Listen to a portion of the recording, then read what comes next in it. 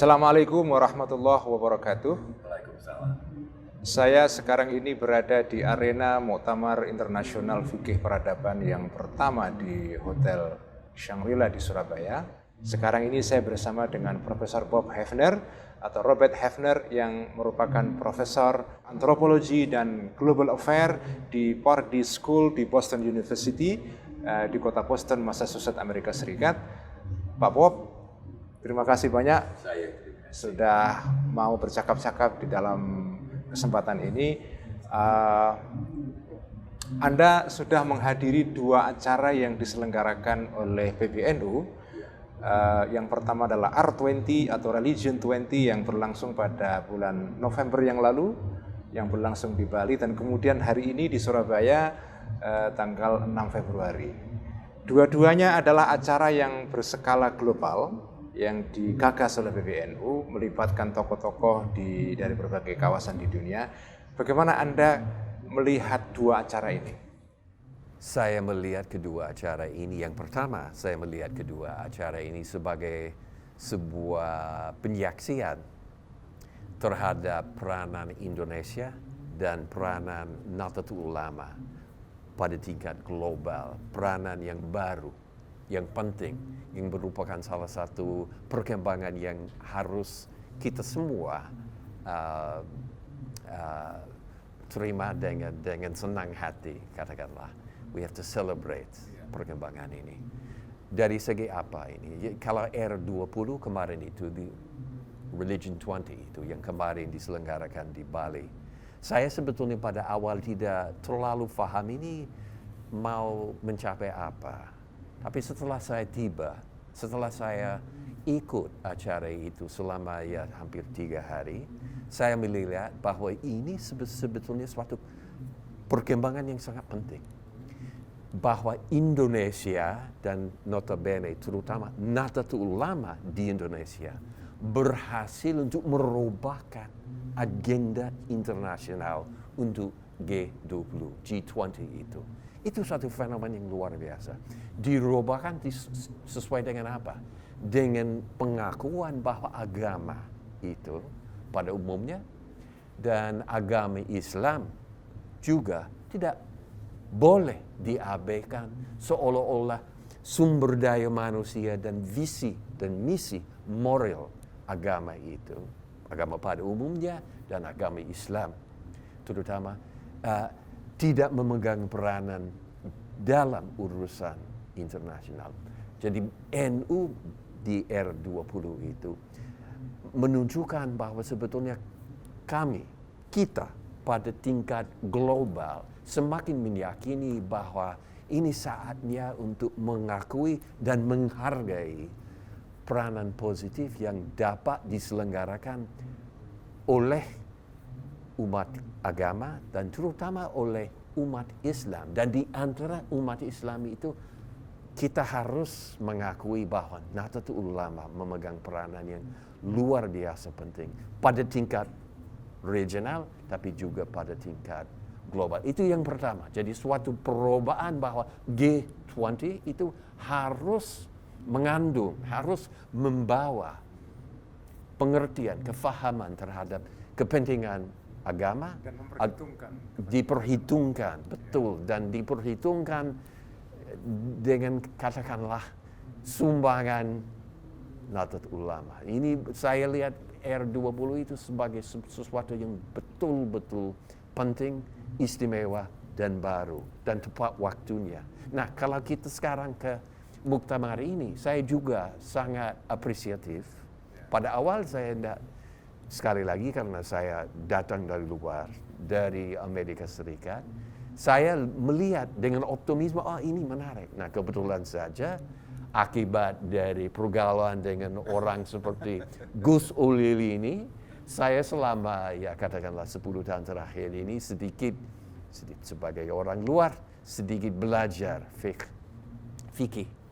Dan saya dari pelajaran itu dan juga konferensi di Eropa, di Indonesia dan di Turki kemarin juga, saya melihat ini sebetulnya sebuah khazanah yang namanya fiqh. fikih itu, ini sebuah khazanah yang sekali lagi tidak cukup difahami, diakui, dan diberikan kesempatan untuk memegang peranan dan diakui, supaya diakui di dalam urusan internasional. Nah, kalau kita membahas fikih, itu berarti kita juga harus mengakui bahwa para ulama semestinya juga diberikan posisi yang baru. Nah, ulama siapa itu? Banyak ulama di mana-mana di dunia ini. Dan di antaranya, sekali lagi saya kembali kepada muktamar ini. Saya melihat bahwa ulama, Nahdlatul Ulama, itu semestinya diakui sebagai perintis dan leader. Semacam, bukan revitalisasi, tapi pengakuan, semacam revisitation, dan bukan pembaruan, karena ini fiqh itu sudah sedemikian kaya. Tradisi yang selalu berdialog dengan konteks lokal. Kalau tradisi itu mapan dan beku, tidak mungkin itu memegang peranan yang penting. Padahal sekali lagi keistimewaan Nahdlatul Ulama dan para ulama NU adalah bahwa sejak pendirian Nahdlatul Ulama ya 1 abad yang lalu kan, ada kefahaman bahwa fiqh itu sebetulnya harus memegang peranan di dalam kehidupan masyarakat secara real, secara konkret, dan secara kontekstual. Lihatlah peranan NU di dalam pembentukan nasionalisme dan jiwa dan kultur nasionalis Indonesia. Nah, Muktamar Fikih Peradaban ini, saudara-saudara, ini adalah merupakan kulminasi atau ujung dari proses yang agak panjang.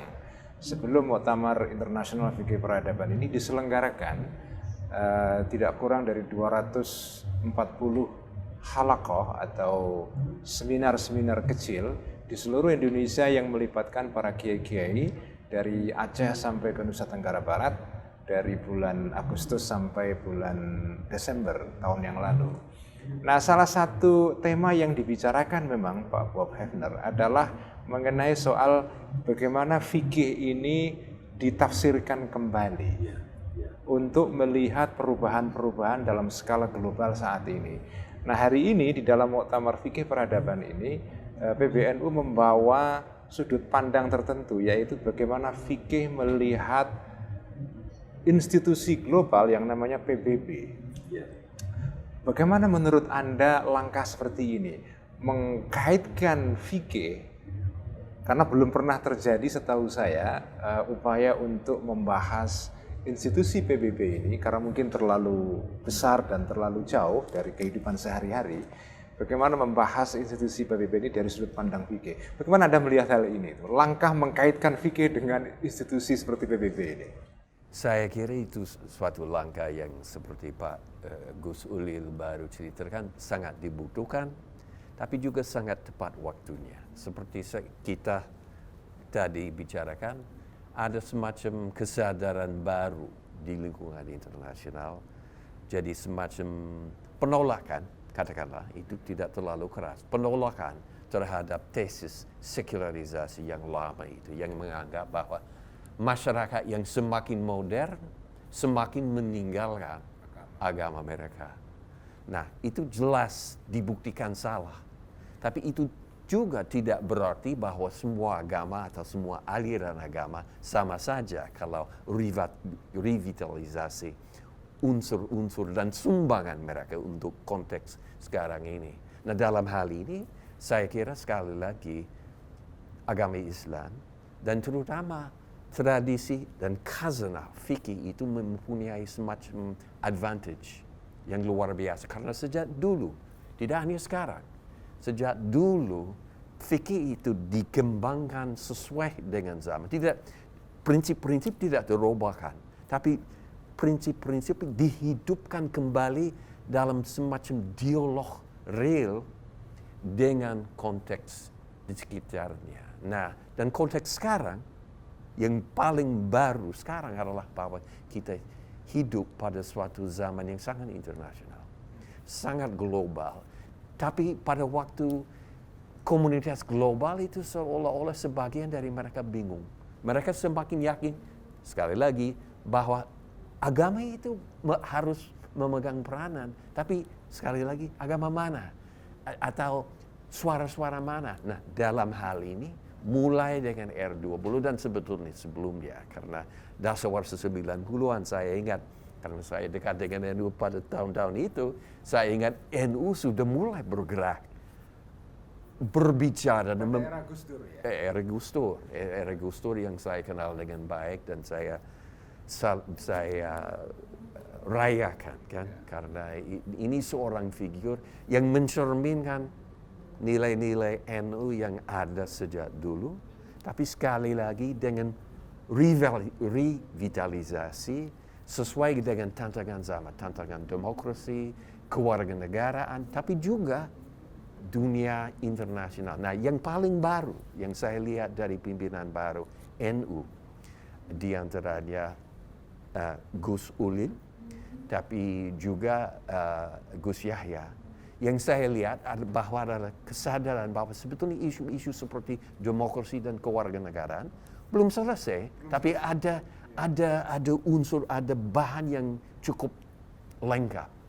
Tapi pada tingkat internasional, PBB dan sebagainya, belum ada bahan yang sedemikian indah.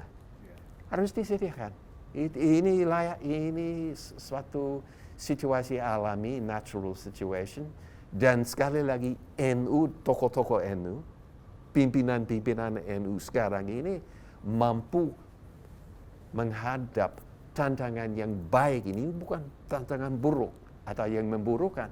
Ini suatu kesempatan baru dan kesempatan yang betul-betul diambil NU dengan, menurut saya, dampak atau konsekuensi yang sangat signifikan dan sangat mengesankan. Pak Bob, di dalam panggung global, di dalam politik global, tentu saja aktor-aktor yang paling berperan dan penting adalah kepala negara, yang mereka mewakili suatu entitas politik yang punya kekuatan militer, kekuatan ekonomi, kekuatan wilayah. Mereka punya sesuatu yang real. Nah, bagaimana Anda melihat tokoh-tokoh agama? Mereka tidak punya pasukan, dalam pengertian tidak punya tentara, mereka tidak punya bedil, mereka tidak punya kekuatan ekonomi yang besar, mereka hanya punya semacam symbolic capital. Apakah itu bisa dimainkan di dalam diplomasi global ini? Saya sangat setuju dengan observasi Gus Ulil itu tadi, tapi juga saya mau tambah suatu observasi yang dimiliki organisasi-organisasi agama, apalagi organisasi seperti NU yang merupakan organisasi agama yang paling besar di seluruh dunia, tidak hanya di dunia Muslim, tapi di seluruh dunia. Organisasi semacam ini mempunyai tidak hanya sumber daya moral atau spiritual atau agamis, tapi juga organisasi konkret. Organisasi konkret. Saya selalu ingat, seperti saya ceritakan di R20 kemarin itu, pertama kali saya ke Pasuruan, saya jauh lebih dulu Saya interupsi. Jadi untuk para pemirsa, jadi Pak Bob Hefner ini melakukan penelitian antropologis pada tahun 70-an itu di sebuah kawasan di Tengger di Pasuruan, Jawa Timur. Pada tahun 70-an Indonesia masih sangat beda dengan sekarang ini, sesuatu yang berbeda. Tapi yang menarik, jadi saya berangkat, titik tolak dari riset saya adalah di masyarakat Tengger yang mayoritas beragama Hindu. Tapi Tengger itu terletak di daerah Pasuruan. Pasuruan adalah benteng NU sejak dulu. Jadi tiap kali saya ke Puncak, saya berdiam, saya lewat daerah NU dan ngobrol dengan orang NU. Jadi mulai tahun 79, 80 saya mulai bergaul di lingkungan NU. Dan dari awal, walaupun ini zaman dulu, zaman sebelum Gus Dur. Tapi saya lihat, di sini ada sesuatu yang sebetulnya belum cukup diperhatikan oleh baik pengamat dalam negeri, tapi terutama pengamat luar negeri Indonesia yang seringkali cenderung menganggap bahwa terus terang NU adalah kolot. Itu istilah yang dipakai. Padahal, dan saya karena saya diperbesar, saya diperbesar di lingkungan Indonesian Studies, saya pada awal sebelum saya ngobrol, bergaul dengan teman-teman NU itu, saya cenderung menganggap bahwa semestinya seperti itu. Pertama kali saya ketemu, saya ke pesantren di sebuah kecamatan yang namanya Ampelsari, di atas dari Pusat. Jadi tidak di gunung, tapi di daerah berbukit-bukit. Tapi ini betul-betul daerah NU. Dan saya melihat dari situ, wah, apa yang dijalankan di situ? Ada pendidikan anak, ada pelayanan untuk perempuan, orang perempuan yang hamil, ada segala macam pekerjaan yang diselenggarakan NU yang di luar narasi yang dikembangkan di luar negeri tentang NU seperti ini. Apa NU adalah organisasi kolot yang mau membela kepentingan ulama. Yang saya sempat amati di Ampelsari, walaupun itu sudah lebih dari 40 tahun yang lalu, menunjukkan bahwa NU sudah mulai betul-betul berubah. Mungkin tidak hanya berubah, tapi tidak pernah seperti yang dibayangkan para pengamat luar negeri yang selalu membandingkan kepentingan politik dasar 50-an. Itu efek dari persaingan aliran itu yang sebetulnya.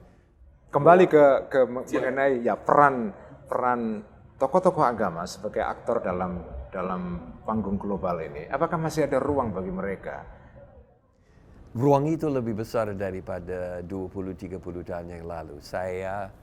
Walaupun saya bukan birokrat atau bukan seorang pegawai, tidak pernah seorang pegawai negeri di Amerika Serikat, saya sering diajak ngobrol di Washington DC, dan diajak tidak karena saya mempunyai keistimewaan apapun, tapi karena ada pengakuan di Washington DC bahwa Indonesia dan masyarakat Muslim di Indonesia adalah orang yang penting pada tingkat global, dan ini sebuah sejarah dan masyarakat yang harus ditunjukkan, harus di celebrate ya.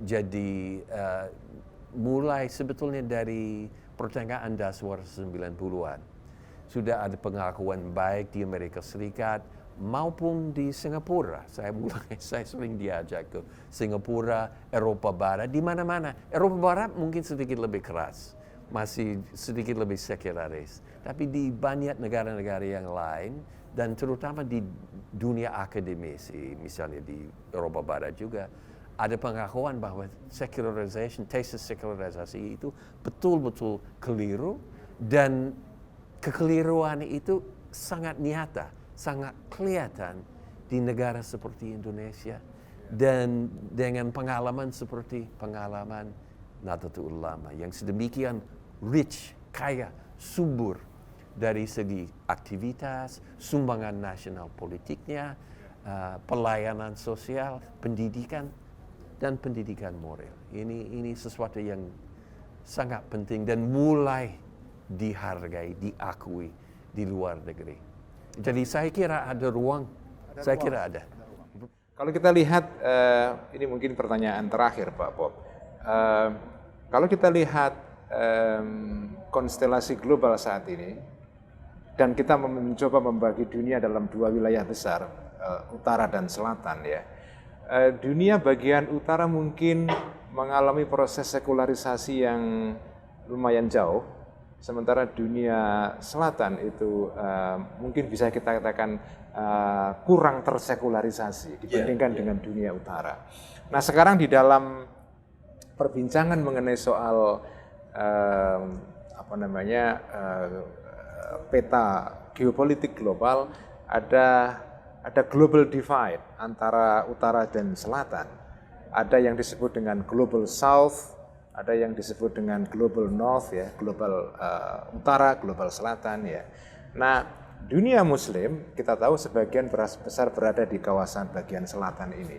Bagaimana Anda melihat langkah-langkah NU ini di dalam konteks global divide seperti ini, utara selatan ini? Yes, ini pertanyaan yang penting menurut saya. Nah, tapi saya cenderung punya perspektif yang mungkin sedikit lebih multipolar, katakanlah. Jadi saya cenderung tidak hanya dari segi politik internasional, tapi juga dari segi kesan kita terhadap apa yang terjadi di dunia ini yang menyangkut agama.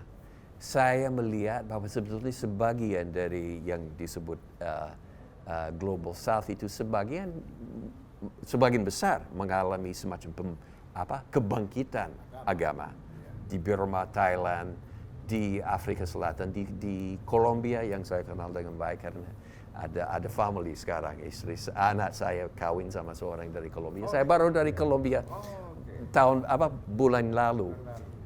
Dan saya melihat, wah di negara-negara Latin memang ada bangkitnya agama juga di dalam politik dan bangkitnya yang positif seperti di Indonesia tidak.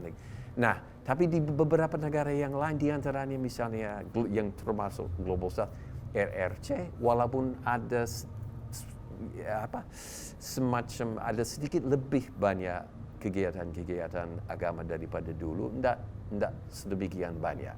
Jadi masih ada negara di Global South yang cenderung agak sekular, tapi di Global North seperti Amerika Serikat, saya juga mau mengalami proses perubahan ya. Perubahan dan di Amerika Serikat itu sebetulnya masih tetap tidak terlalu sekular.